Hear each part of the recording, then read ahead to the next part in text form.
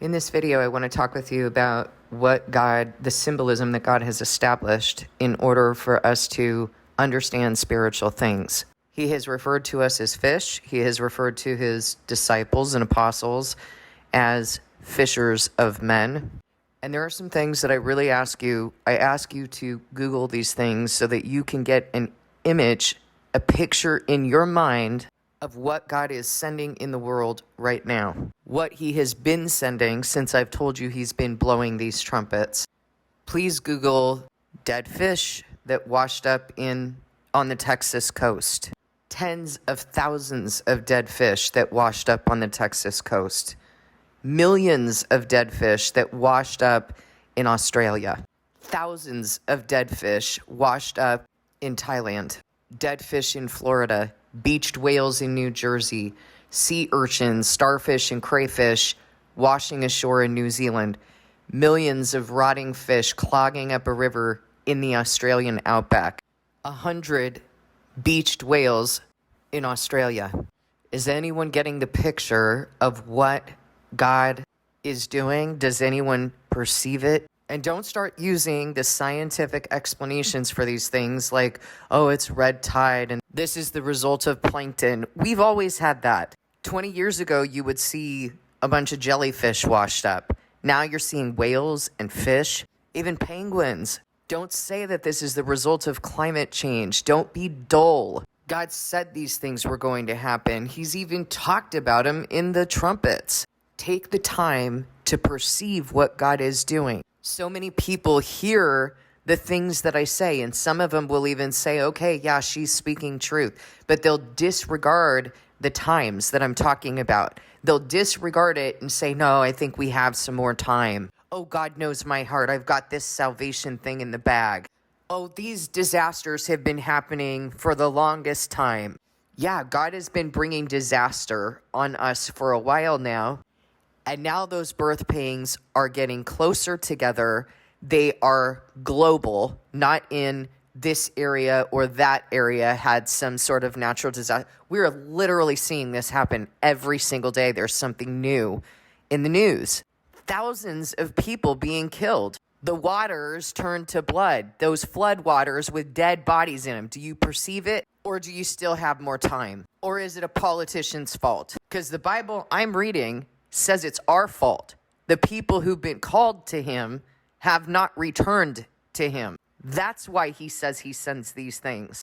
And I want to read to you what else he says. 1 Samuel 16:7. But the Lord said to Samuel, do not consider his appearance or his height, for I have rejected him.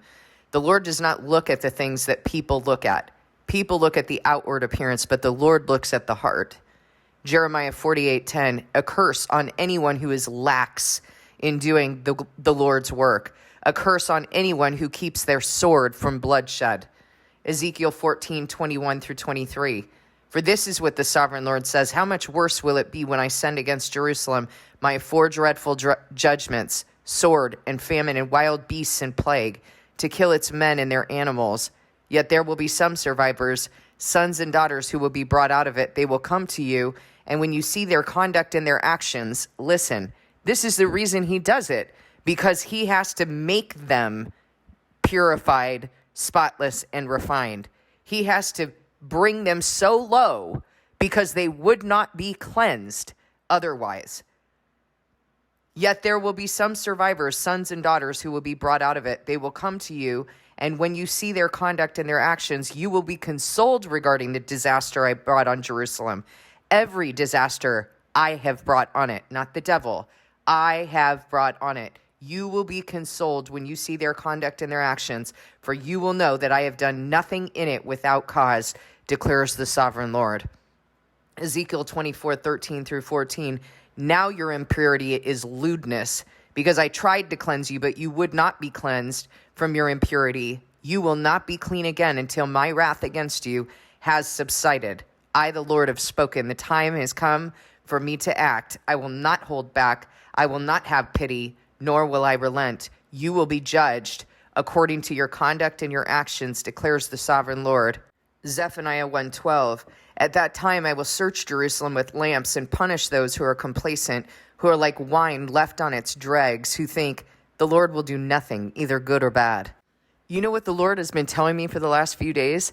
I can't even give this away for free. That's how bad this is. And I know exactly, he has built me to understand exactly what he's saying to me because I experienced this. People couldn't wait for the message of psychology, but you tell them the truth and they can't be bothered.